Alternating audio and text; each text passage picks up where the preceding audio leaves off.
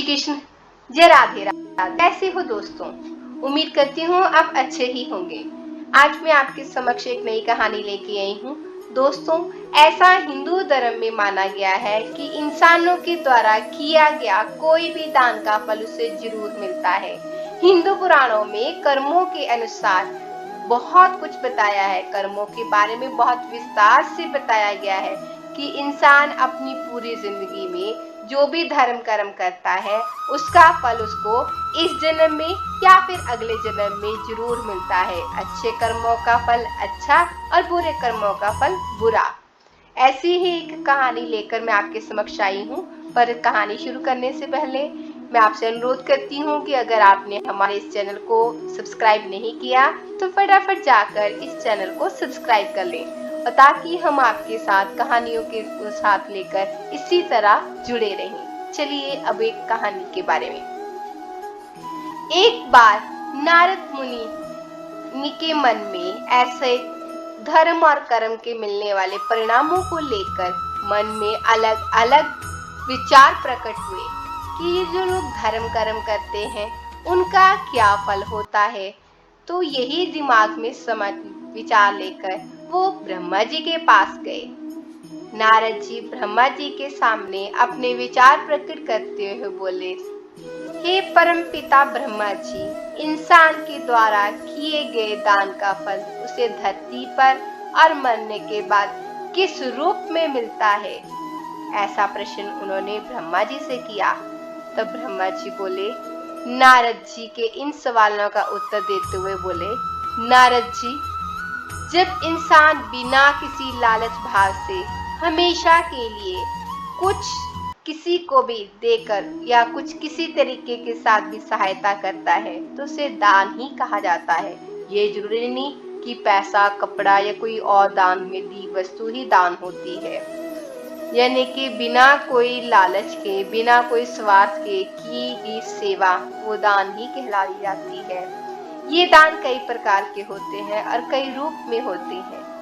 दिल से और बिना किसी लोभ से किया गया छोटे से छोटा दान भी उतना ही पुण्यदायी माना जाता है जितना कि बड़ी से बड़ी वस्तु का दान। रही बात इन दान के फल की, तो उसका फल उसे मरने से पहले और मरने के बाद दोनों अवस्थाओं में मिलता है। सबसे पहले ये जान लो कि मरने के बाद कैसे दान का फल मिलता है। मरने के बाद इंसान की आत्मा को यमलोक दूध पर ले जाते हैं। दूध के साथ यमलोक ले जाया जाता है, और जब वो यमलोक पहुंचते हैं तो वह रास्ते में उनको दो प्रकार के रास्ते दिखाई देते हैं।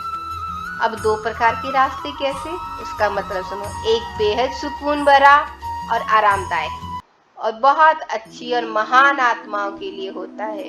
दूसरा रास्ता बेहद कठिन होता है। उस रास्ते पर आत्मा को ठिठुर देने वाली सद हवाएं चलती हैं।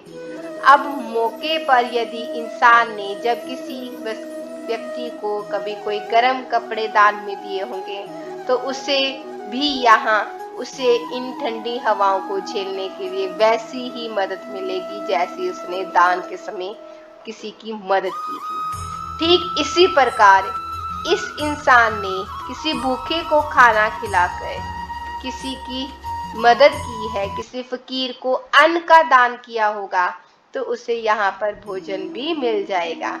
इस प्रकार अन्न का दान करने से मरने के बाद ये मदद के रूप में उसको रास्ते में मिलता है। श्रीमद् भागवत कथा में, गीता में भी लिखा है, इसी प्रकार दूसरों की निस्वार्थ से भाव से की गई सेवा सदैव आपके जीवन में फलदायी सिद्ध होती है।